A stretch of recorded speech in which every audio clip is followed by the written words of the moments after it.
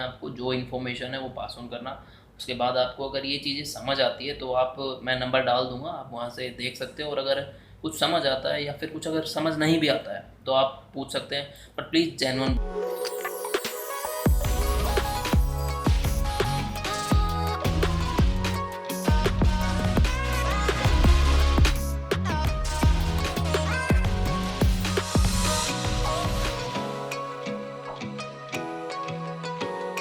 तो welcome to the investor point, और मैं हूं आपका दोस्त पीयूष, और आज आ गया हूं एक और नए ब्लॉग के साथ। तो अभी मैं बैठा हुआ हूं सेक्टर 82 में, जो कि ओरिस का जो प्रोजेक्ट है, SEO ओरिस SEO, ओरिस गेटवे लगा लो या फिर जो भी यहाँ पे। तो अभी मैं आपको कंस्ट्रक्शन भी दिखाऊंगा, किस लेवल पे कंस्ट्रक्शन चल रही है, और सारी चीज़ें हम देखेंगे कि अभी जो अवेलेबिलिटी है वो क्या क्या है क्या नहीं है। वीडियो थोड़ा लंबा भी हो सकता है क्योंकि हम अपने कंटेंट के साथ कोई भी कॉम्प्रोमाइज़ नहीं करते। पूरी इन्फॉर्मेशन अगर आपको ना मिले तो मुझे नहीं लगता कि कोई भी फ़ायदा है। फालतू में व्यूज़ बढ़ाने से, चैनल पे आने से, विजिट करने से कोई फ़ायदा नहीं है जब तक आपको पूरा उसके बारे में जानने को अगर नहीं मिला। तो ये है, थोड़ी बहुत लंबी वीडियो हो जाए तो कोई नहीं, आप पूरा 1 बाय 1 देखना। तो चलिए शुरू करते हैं।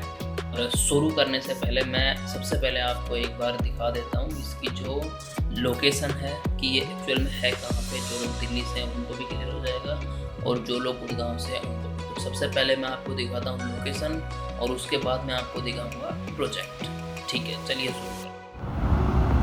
तो मैं इसकी बात कर रहा था, ये है अपना जो सामने से जो जा रहा है, ये NH8 है।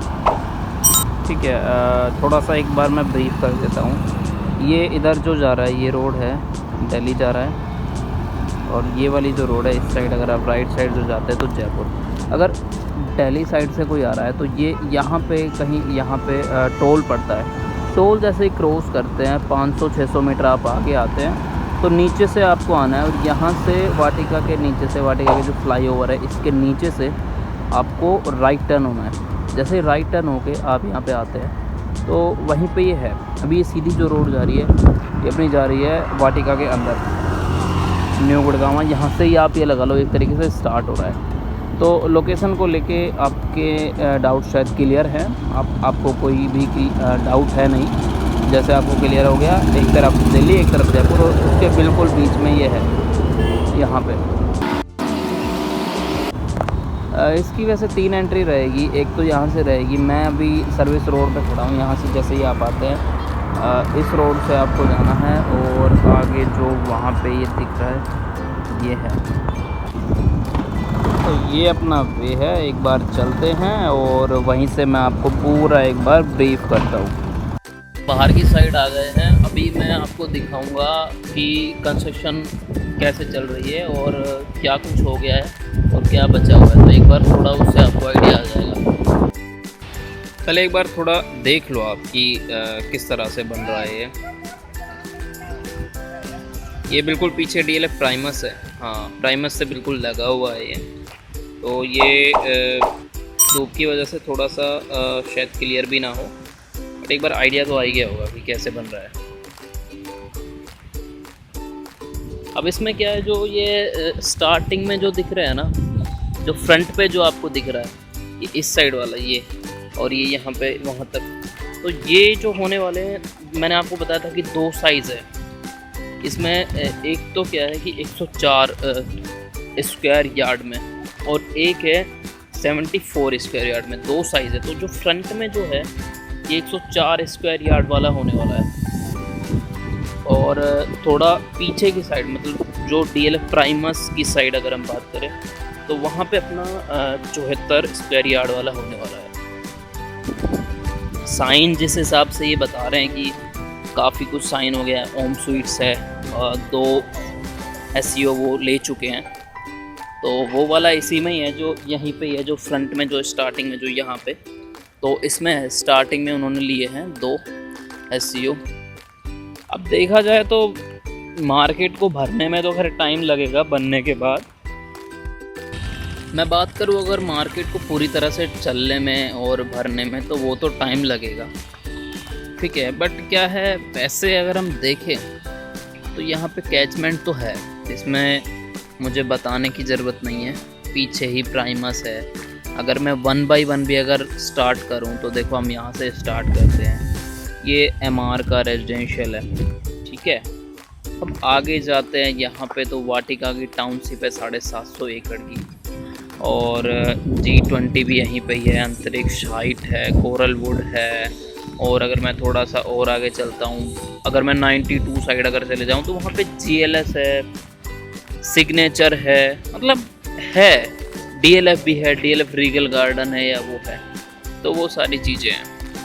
अब लोग, मैंने काफ़ियों से सुना है कि NH8 पे हैं, तो NH8 तो खैर ये रहा, गलत नहीं है वो लोग, बट क्या है कि NH8 के होने से ये प्रॉपर्टी चलेगी ऐसा मैं नहीं कहूँगा कि NH8 के होने से चलेगी, ऐसा कुछ नहीं है। NH8 पे जाने वाला उसको विजिबल होगी, ये पॉपुलैरिटी इसकी बढ़ेगी, इतना हम कह सकते हैं, बट ये नहीं है कि वो जाने वाला यहाँ पे आएगा, बिल्कुल नहीं आएगा। आप कितनी बार एम्बियंस के सामने से गए हो और आप आए हो, ऐसा नहीं होता। जो आसपास के लोग हैं, जो वहाँ पे मतलब जिनको लेना है या ख़रीदना है, वही लोग आते हैं, ठीक है।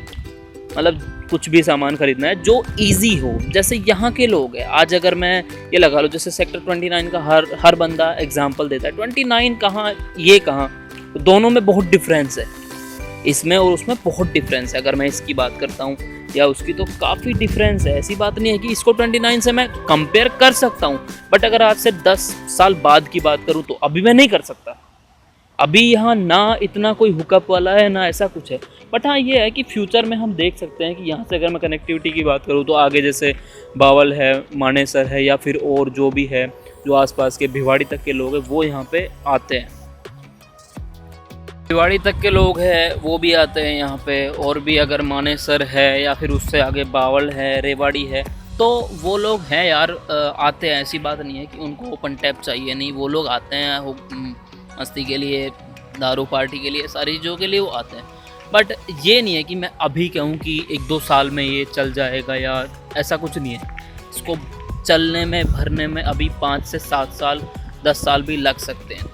कुछ लोग इन्वेस्टमेंट के लिए लगा रहे हैं, कुछ ऐसे हैं चलो यार मैं 5-7 साल के लिए भूल सकता हूँ पैसा लगा के, और एक अच्छा एप्रिसिएशन ले लूँगा जिस हिसाब से यहाँ पे रेजिडेंशियल है। क्योंकि मैं खुद अंतरिक्ष साइड में रहता हूँ, मैं आपको एक एक्चुअल बात बताऊँ, मैं खुद अंतरिक्ष साइड में रहता हूँ, और लोगों से मैंने सुना है मार्केट है, घंटा मार्केट है, कोई मार्केट नहीं है यहाँ पे। मुझे एक बार शूज़ की नीड थी, मुझे शूज़ नहीं मिले, आप बताओ।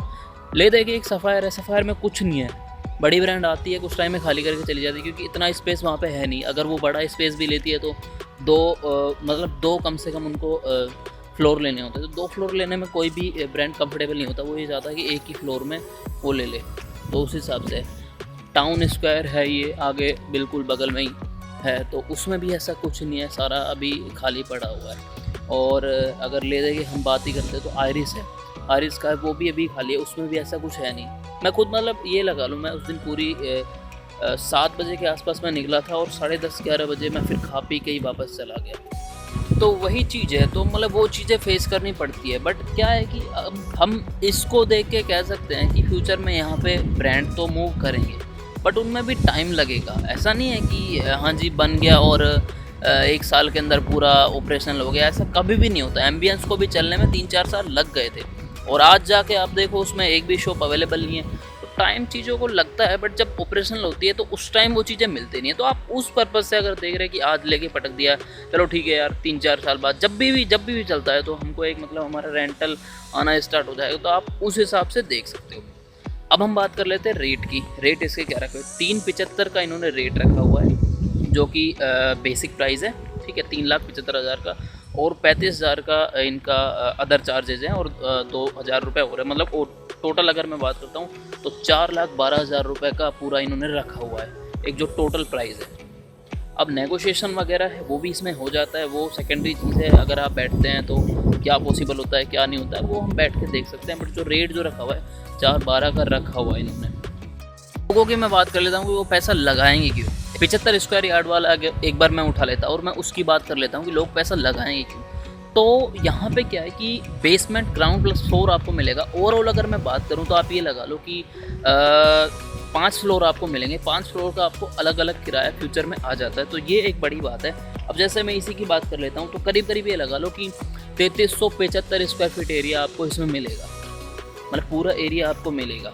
अब उसको आप यूज़ कर सकते हो। अब उसका अलग अलग रेंटल आता है। सपोज़ अगर मैं बात करता हूँ 80 रुपये भी अगर रेंटल आ रहा है एक फ्लोर का, और हम ये लगा लो 80 छोड़ो, हम 70 रुपये भी अगर पकड़ लेते हैं तो 7 पंजू 35, तो कहीं ना कहीं ये लगा लो 350 रुपये का रेंटल आपको मिल जाता है। मैं मोटा मोटा ये लगा लो अगर 80 रुपये से भी अगर